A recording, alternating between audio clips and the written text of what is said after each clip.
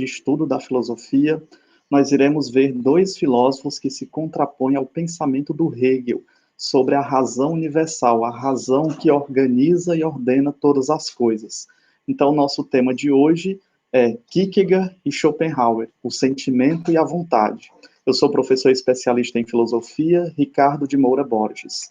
E assim, nós temos na nossa apresentação esses tópicos que nos ajudarão como guia para a investigação filosófica, para o conhecimento desses dois filósofos que partem do existencialismo, das peculiaridades do existir humano. Nós temos do lado direito o Arthur Schopenhauer e o Kierkegaard, esses pensadores que irão inaugurar uma nova perspectiva no campo da filosofia.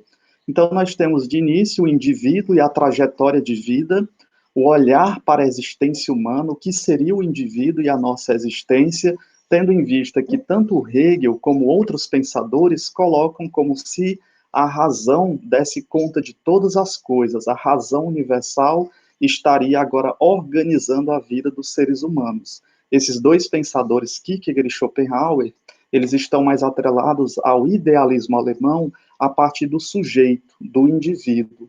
O ser humano diante das possibilidades de existência, e aí sim nós entraremos justamente no pensamento do Kierkegaard, considerado como o fomentador ou iniciador do existencialismo, e depois iremos ver o Schopenhauer, a vontade cega e a irracionalidade da vida.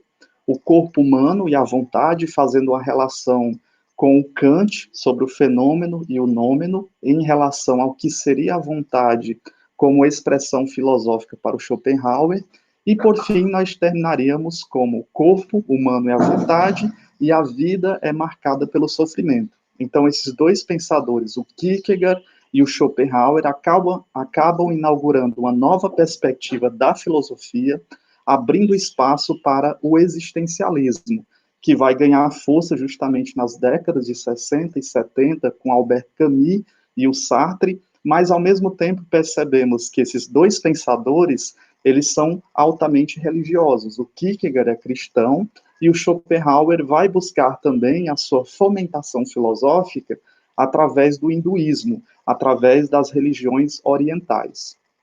Assim, nós já iniciamos a nossa problemática filosófica sobre o existencialismo a partir desse poema, O Salto. O que seria o salto? O que seria a existência humana? O que seria o nosso existir?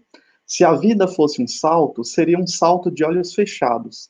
Durante a escuridão da queda, até chegar a um destino improvável, você percorreria mentalmente as possibilidades, e a angústia de um fracasso tomaria conta do seu espírito, fazendo tremer todo o seu corpo. Nos instantes da queda, seriam só as possibilidades, esse nada profundo e essa eterna solidão. Esse poema justamente está de encontro com o pensamento existencialista ao definir que o nosso existir é marcado por diversas possibilidades e nada nos garante que haverá o sucesso ou também que haverá o fracasso. Assim, nós temos essa imagem, o grito, justamente sondando sobre a perspectiva do existencialismo através da seguinte pergunta: em que se caracteriza o nosso existir? Quais são as possibilidades de se chegar ao sucesso ou ao fracasso? E será que o existir está marcado apenas pelas configurações sociais ou está aberto para as novas possibilidades ou as possibilidades a partir da vontade, da irracionalidade, como era apregoada pelos pensadores do idealismo alemão? Lembrando que esses dois pensadores, tanto Kierkegaard como Schopenhauer, eles estão tecendo duras críticas ao pensador alemão Hegel, principalmente quando ele coloca em relação à razão universal, que organiza todas as coisas. Esses dois pensadores estão colocando em evidência o aspecto da irracionalidade e o aspecto dos desejos, dos sentimentos, de tudo aquilo que foi já caracterizado pelo Fichte, pelo Schelling, por outros pensadores que marcaram justamente o idealismo alemão. E aí nós temos o indivíduo e a sua trajetória de vida. Então, esses pensadores estão agora interessados nas particularidades do sujeito, como nós observamos nessa imagem. o desenvolvimento da cidade, a indústria, uma aglomeração de pessoas, mas, ao mesmo tempo, cada pessoa na sua singularidade, na sua história de vida, no seu momento de organização cultural através da língua, da sua percepção sobre o mundo. Então, cada indivíduo é um ser singular, com aspectos físicos, psicológicos e emocionais particulares, como nós podemos observar na imagem. Mesmo que seja uma junção de pessoas, nós temos as suas peculiaridades, as suas particularidades. E esses pensadores, eles colocam em evidência, será que a razão universal apregoada pelo Hegel daria conta da subjetividade do indivíduo? É uma das grandes perguntas que eles fazem como crítica ao Hegel, que pondera como se a razão universal desse conta de todas as coisas. Então, cada pessoa tem uma experiência de vida, um jeito de ser e uma história que é única. E a partir dessa perspectiva, esses filósofos trazem à evidência o sujeito e as suas particularidades. Assim, nós temos o filósofo Soren Kierkegaard, né, que na sua filosofia deveria se preocupar, em primeiro lugar, com a existência real das pessoas e não com os aspectos de racionalidade universal, como se a Europa estivesse mais desenvolvida que as demais e essa razão deveria ser levada para os outros continentes e os outros povos, como se pregava o Hegel, mas ao mesmo tempo entender as particularidades da existência humana. E aí nós temos na imagem, do lado direito, o Hegel, e do outro lado nós temos o Soren Kierkegaard, fazendo essas duras críticas ao pensamento hegeliano.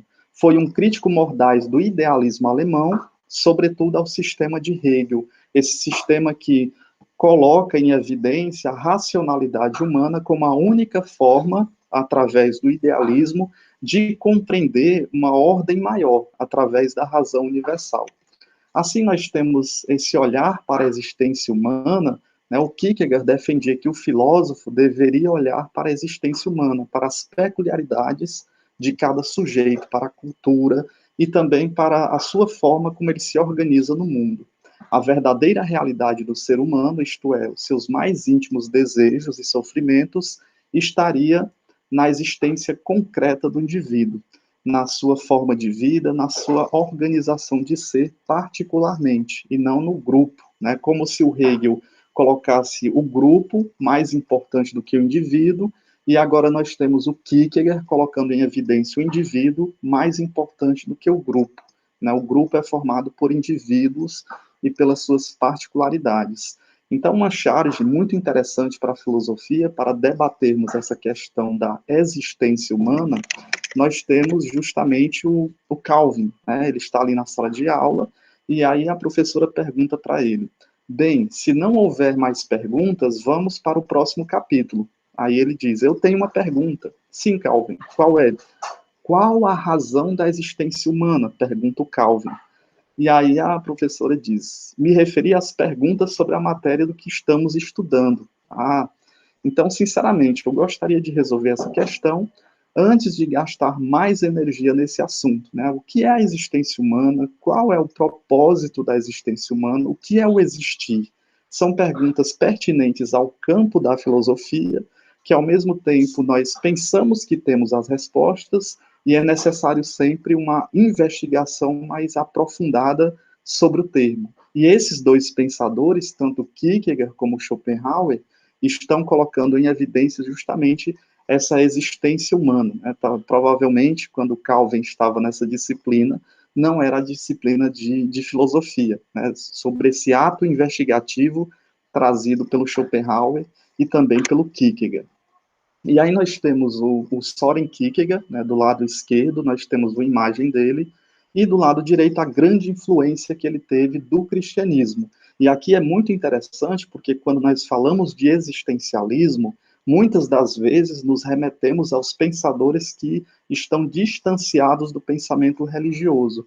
E a partir do Kierkegaard, nós vemos as sementes do existencialismo, justamente por um pensador que estava atrelado ao cristianismo. Então, ele nasce no ano de 1813 e morre em 1855. Nasceu em Copenhague, na Dinamarca, e morreu em 1855. religioso, seu sistema filosófico foi marcado tanto pela fé que tinha também no cristianismo. E ele vai fazendo análises justamente dos vários personagens e da perspectiva cristã, e até dos personagens do Antigo Testamento. Nós vemos aqui as principais obras do Kierkegaard: O Desespero Humano, As Migalhas Filosóficas, ou, que são os fragmentos da vida, e nós temos em evidência aqui uma obra muito interessante que ele vai analisar a perspectiva de dois personagens do Antigo Testamento, de Abraão e de Isaac, na obra Temor e Tremor. E ali nós vemos justamente na capa dessa obra o sacrifício, né, de Abraão, que leva o seu filho Isaac para ser sacrificado a Deus, e a intervenção do anjo. Então, o próprio Kierkegaard, por ser cristão, ele traz justamente as reflexões filosóficas do existencialismo a partir da sua análise sobre também a perspectiva bíblica das Sagradas Escrituras. Assim, nós temos, nessa perspectiva do Kierkegaard, sobre as possibilidades da existência, o ser humano diante dessas diversas possibilidades. Então, o destino de cada indivíduo estaria aberto para múltiplas possibilidades e seria influenciado por suas decisões. Ao mesmo tempo, essa influência por decisões não garante necessariamente o fracasso ou o sucesso nessas tomadas de decisões. A vida humana poderia ser um fracasso ou um sucesso, como nós vemos justamente nessa imagem que nós temos ali do Charlie Brown, juntamente com seus amigos, e aí nós já nos referimos à sua perspectiva de futuro, né? Qual seria o futuro de cada um desses que estão ali organizados nesse meio dessa imagem? Então, para o pensador Kierkegaard, já que o mundo é formado por diversas possibilidades, não existe necessariamente algo que vai determinar o fracasso ou o sucesso, tendo em vista as múltiplas possibilidades que poderiam existir, né? Uma doença grave acometida, um acidente, enfim, várias possibilidades que fariam com que não se chegasse a um determinado sucesso. Então, não há certeza absoluta desses acontecimentos, né? Não existe uma certeza absoluta, só existem tentativas de se chegar a acertos ou de se minimizar os erros, e a possibilidade de má sorte, ela vai provocando angústia. É outra característica presente no Kierkegaard, a reflexão também sobre o existir humano através dos sofrimentos e através da própria angústia. Dessa maneira, nós percebemos que, ao trazer em evidência o existir humano, o Kierkegaard ele é considerado como fundador do existencialismo, como nós vemos nessa imagem abaixo. Nós temos alguém refletindo sobre a existência, sobre o ser, sobre o universo, sobre as coisas. Então, ele refletiu sobre os sentimentos de desespero, de solidão, de angústia, de sofrimento que o ser humano vai tendo no seu existir. Então, por colocar no centro da investigação filosófica o indivíduo e a própria existência humana, o Kierkegaard é considerado o fundador do existencialismo, né, o que nos causa admiração, justamente porque o Kierkegaard, ele, sendo religioso, vai trazendo essa perspectiva do sofrimento, da angústia, do desespero, tão presente e pertinente nas suas obras, na sua forma de escrita, e vai colocando em evidência um distanciamento dessa coletividade ou da razão infinita apregoada pelo filósofo Hegel, né, através da razão absoluta, e vai trazendo as particularidades inerentes ao ser humano. A partir do sujeito, ele vai percebendo que os demais sujeitos passam também pelas diversas adversidades, e essas adversidades vão trazendo o desespero, a solidão e também a angústia. Dessa maneira, outro pensador que vai procurar o âmbito do existencialismo, mas através do Kant, do Platão e também das filosofias orientais ou das religiões orientais, é o Arthur Schopenhauer. Ele nasce no ano de 1788 e falece no ano de 1860. Aqui nós já temos o início da filosofia contemporânea, que vai se distanciando do sistema racionalista, empirista, trazendo agora também as particularidades subjetivas, né, do indivíduo. Ele nasceu na cidade de Danzig, em atual Gdańsk, que é um território alemão que atualmente pertence à Polônia. Estudou alguns anos de filosofia, estudou filosofia e também alguns anos de medicina. Aqui nós percebemos que esses pensadores da modernidade e início da contemporaneidade, eles têm uma formação ampla. Muitos estudam direito, medicina, arquitetura, filosofia, teologia, então tem uma formação muito ampla de conhecimento.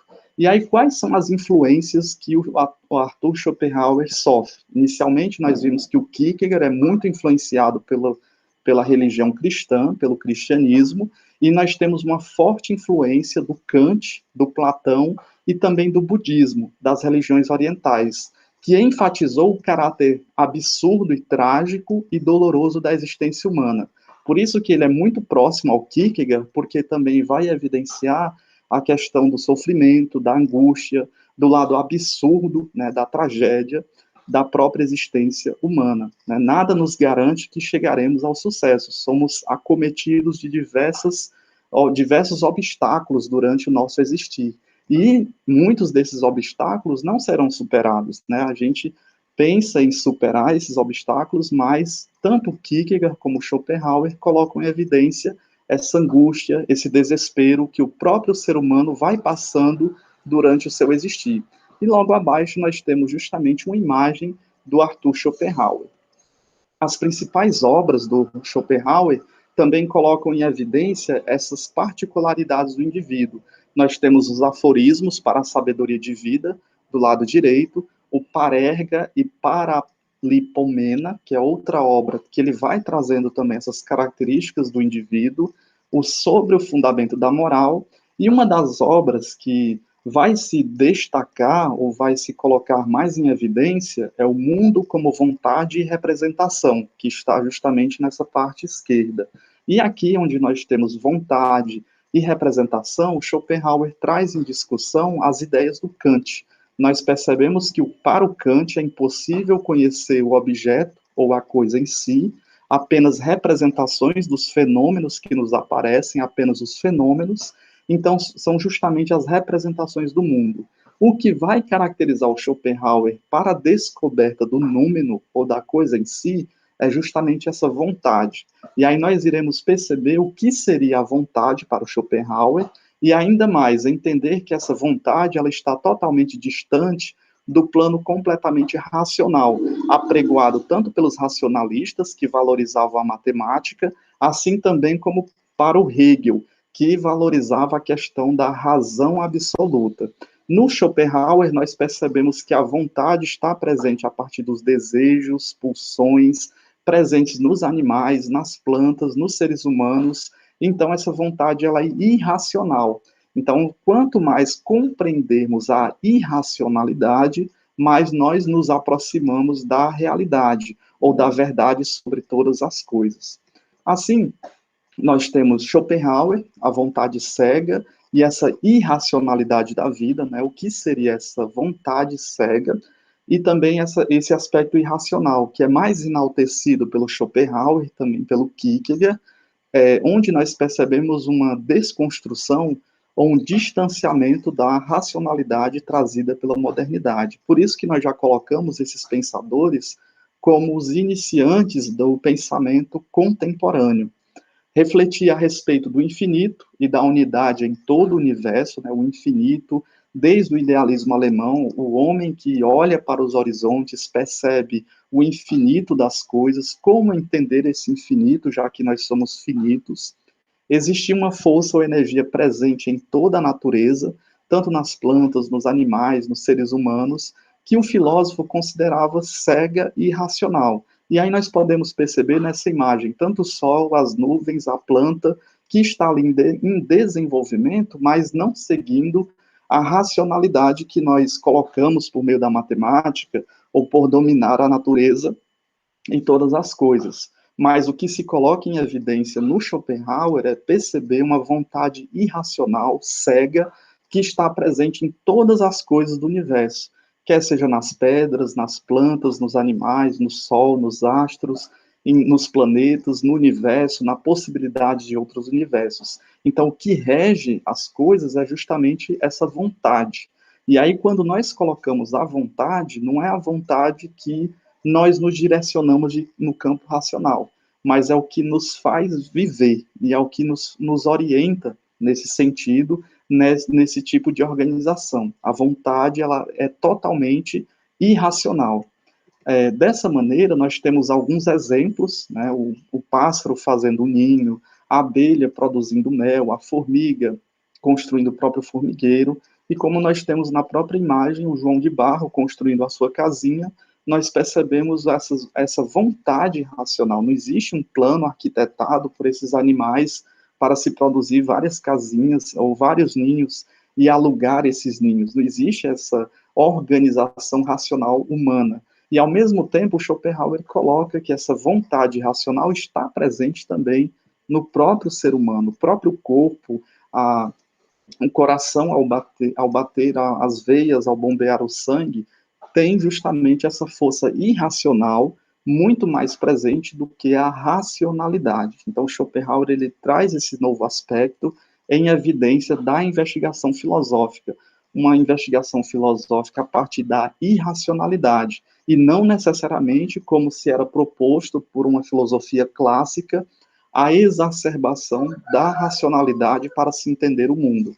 Ele coloca que é necessário entender os aspectos da irracionalidade.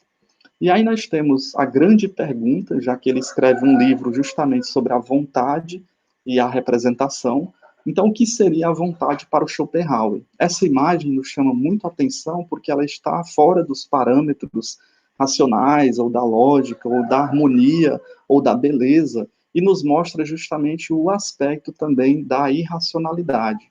Então, seria a essência íntima de todo o universo, que abarcaria a natureza, os seres animados e também os seres inanimados, e, portanto, também o ser humano e as suas ações. Essa vontade em conjunto, tanto com a racionalidade como a irracionalidade, é que organiza todas as coisas. E essa organização não está pautada pelos parâmetros racionais.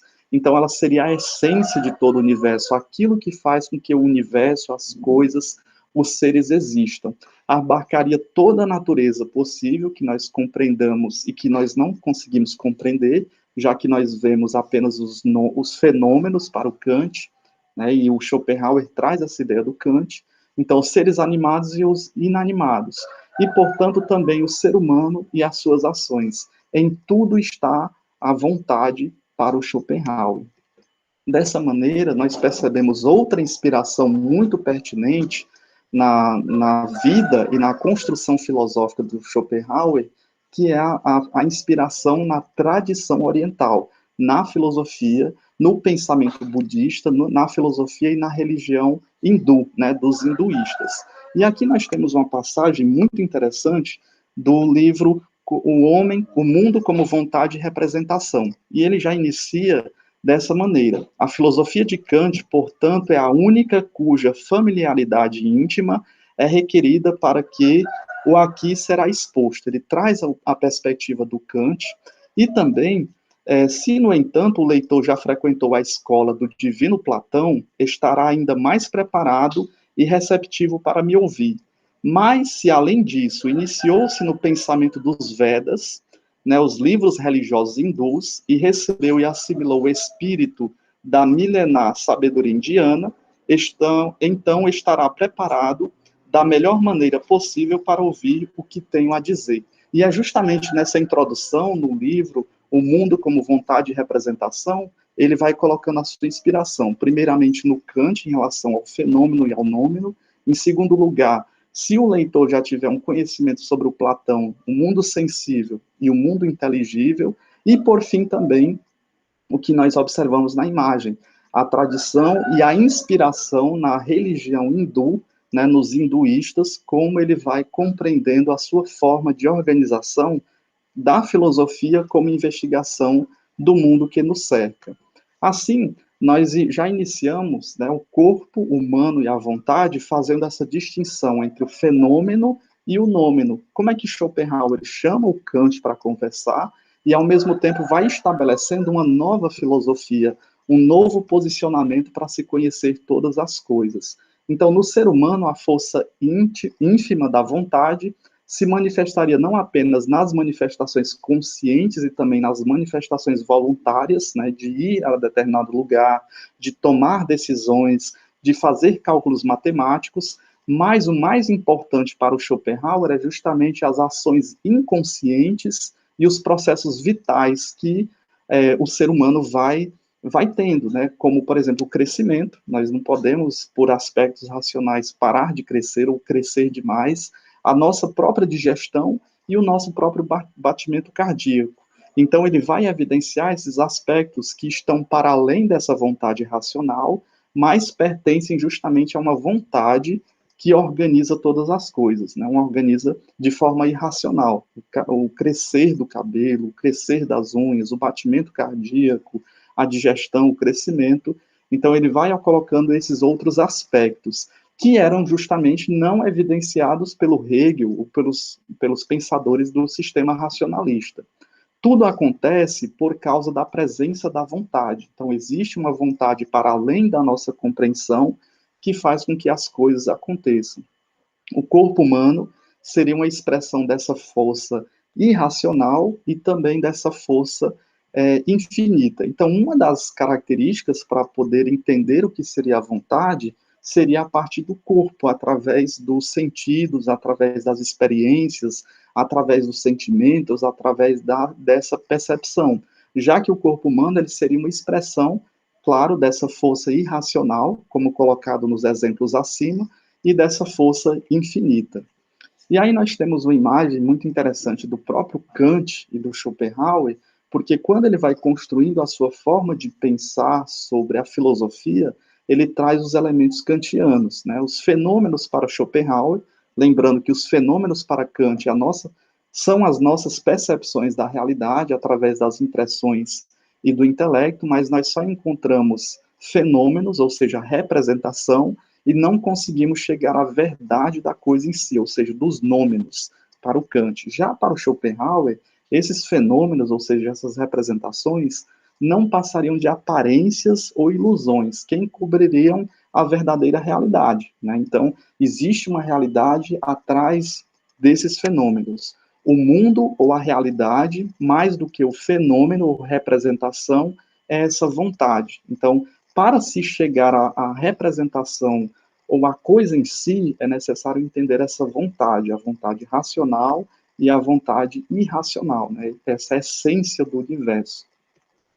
Dessa maneira, nós temos o mundo como vontade e representação para o Schopenhauer, e o intelecto humano conheceria o mundo como uma representação. A nossa mente ela conhece o mundo como apenas o aspecto dos fenômenos, né, bem alinhado ao pensamento de Kant, e ao mesmo tempo ele traz o corpo em evidência. O corpo humano saberia e sentiria o mundo como essa vontade, isto é, perceberia que haveria uma energia universal em tudo que existe. Então, a partir do momento que se percebe a existência dessa força irracional, se começa a perceber a realidade de todas as coisas. E ali nós vemos justamente uma imagem do Schopenhauer fazendo esse levantamento problemático no campo da filosofia.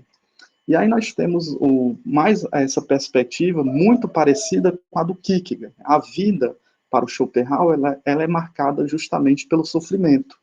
Né? O universo não é harmonioso, como se pregava o Hegel, através de uma razão absoluta, mesmo que se acontecessem as tragédias na vida, tudo tinha um centro do existir, tinha um porquê para aqueles conflitos e para aquelas rivalidades que aconteceram. Já o Schopenhauer evidencia totalmente o contrário. Não existe uma harmonia no universo, como o racionalismo, como o idealismo do Hegel prega. A vida humana individual não tem um sentido estabelecido, não existe um sentido para a vida. Então, o ser humano vive preso à força irracional infinita da vontade, de um desejo que nunca é completamente satisfeito. Então, vamos saciando os desejos, vão surgindo outros desejos, riqueza, fama, enfim, vários desejos, e aí o Schopenhauer faz um levantamento importante, demonstrando que isso são apenas ilusões, que acabam se distanciando o indivíduo da verdadeira percepção daquilo que seria real. a vontade e o sentimento infinito, insaciável, o prazer e a felicidade, para o Schopenhauer, seria justamente ilusórios. Então, nós temos uma característica muito marcante do existencialismo, principalmente quando nós evidenciamos que a vida humana não teria um sentido estabelecido, e aí lembramos da frase do Camus: a vida por si só não tem sentido, cabe a cada ser humano dar sentido à sua própria existência, já que não existe um sentido lógico para as coisas. E também, quando nós percebemos a vontade, é um sentimento infinito, insaciável, né? Já que não tem essa finitude, mas sempre queremos algo a mais que preenche esse vazio existencial, o Schopenhauer coloca que a felicidade e esse prazer seriam apenas ilusões que acabariam nos distanciando da verdade em si. E aí nós nos remetemos também às escolas filosóficas, né, depois dos clássicos, principalmente os epicuristas e os estoicos, que têm também essa compreensão da ilusão a partir dada pelos prazeres e também pela felicidade, né, por uma felicidade ilusória. E aí nós temos uma frase de impacto muito interessante do Schopenhauer, que é muito pertinente, né? A vida seria marcada por adversidades, né, por obstáculos, por incertezas, e o ser humano teria consciência de que caminha em direção para a morte. E isso traria muito mais angústia, tendo em vista que as plantas ou os animais, pelo menos, não externalizam essa característica tão pertinente da consciência da sua finitude, que estamos totalmente em direção à morte. E aí ele tem uma frase que chama: a vida é um negócio que não cobre os seus custos, a partir dos sofrimentos, das adversidades que nós passamos durante todo o existir, e aí ele coloca em xeque essa frase: a vida é um negócio que não cobre justamente os seus custos, os custos são muito altos. Assim, nós temos o sofrimento voluntário. Então, qual seria a solução, já que foi evidenciado que os prazeres e essa felicidade é ilusória? Então, qual seria a solução apontada pelo Schopenhauer? Primeiro, ele coloca o sofrimento voluntário para se distanciar desses prazeres. Então, a vontade de viver é a expressão da vontade infinita ou cósmica do homem. E aí nós percebemos que nas grandes catástrofes da humanidade sempre existe a vontade de viver, de permanecer, de perpetuar a própria espécie. E aí ele vai colocando que a única maneira de acabar com a dor e o sofrimento seria sufocando essa vontade de viver, mas não é provocando suicídio, né? Isto é, aniquilando esse desejo e renunciando aos prazeres. Já que os prazeres são totalmente ilusórios, e nós temos uma imagem pertinente de reflexão ali, o tio Patinhas mergulhando no seu dinheiro, né, na fama, no dinheiro, nos bens materiais. O Schopenhauer coloca que a única forma de se chegar a uma verdade completa, uma felicidade completa, é renunciando a esses desejos, que são passageiros, e também renunciando os prazeres, né? E aí como ele tem uma vertente budista da filosofia oriental, ele traz justamente esse aspecto que nós evidenciamos nessa imagem. Para negar o querer viver, o filósofo defendia que o ser humano deveria se flagelar, além de renunciar aos prazeres, às paixões e fazer também os jejuns prolongados. Pertinente nas religiões ocidentais, só porque ele bebe nas tradições do hinduísmo, do budismo. Então, a grande referência para se chegar a essa verdade completa para o Schopenhauer está justamente nos santos religiosos místicos do hinduísmo. E vez por outra nós vemos essas características presentes na mídia, vários vídeos que podemos observar, como era a vivência, o dia a dia desses santos religiosos místicos do hinduísmo. E assim nós percebemos tanto Kierkegaard como Schopenhauer foram pertinentes para a construção da filosofia colocada como existencialismo, partindo de duas vertentes religiosas, o Kierkegaard com a visão cristã da realidade e o Schopenhauer através também da visão dos budistas, dos hinduístas, trazendo também uma grande contribuição para perceber sobre ou refletir sobre a nossa existência como indivíduos, como sujeitos, e aí levando a grande questão, levantando a grande questão. o que seria a existência humana. Será que existe um propósito para a nossa existência humana? Então, a partir desses dois pensadores, surge a necessidade de uma investigação cada vez mais aflorada sobre a perspectiva do existencialismo. E assim, nós finalizamos essa perspectiva do Kierkegaard e do Schopenhauer através das duas formas de se estudar a filosofia.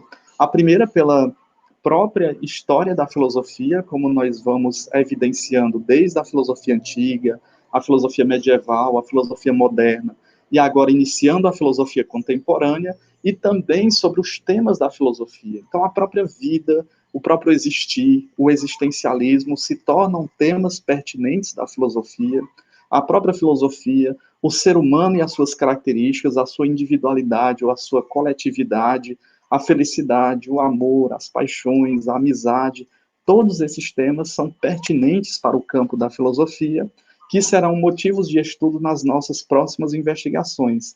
Lembrando que agora nós estamos fazendo um passeio sobre a história da filosofia, para depois darmos continuidade com esses temas, e aí trazendo diversos pensadores, diversos filósofos, para entender um pouco mais as diversas perspectivas filosóficas. E ali nós temos a Mafalda, né, a explica a filosofia, essa inquietude, essa vontade de buscar o conhecimento através da investigação, da procura, da criticidade, da reflexão sobre o mundo em que nós estamos envoltos, né? E ali tem os seus amiguinhos e ela ali fazendo a sua investigação. E assim nós finalizamos justamente com essas três obras desses dois autores, inicialmente Iniciação à História da Filosofia dos Pré-Socráticos, ao Wittgenstein, 13ª edição, Rio de Janeiro, Jorge Zaha, 2007, que nos traz uma abordagem muito interessante, tanto do Kierkegaard como do Schopenhauer, uma investigação que nos faz buscar também outros livros. Então, é uma investigação inicial sobre esses pensadores. Também nós temos o Diálogo, Primeiros Estudos em Filosofia, segunda edição, São Paulo Moderna 2018, e o Encontro com a Filosofia, segunda edição, São Paulo Moderna 2018, do Ricardo Melani, que o diálogo trata sobre a história da filosofia, esse passeio que nós estamos fazendo sobre a história da filosofia, e o segundo justamente vai trazer em evidência os grandes temas da filosofia, trazendo diversas perspectivas de vários pensadores, de filósofos, sobre esses temas. Então, assim, nós finalizamos a nossa investigação filosófica através do pensamento do Kierkegaard e do Schopenhauer. E, posteriormente, nós iremos nos debruçar sobre o pensamento do Friedrich Nietzsche, a transformação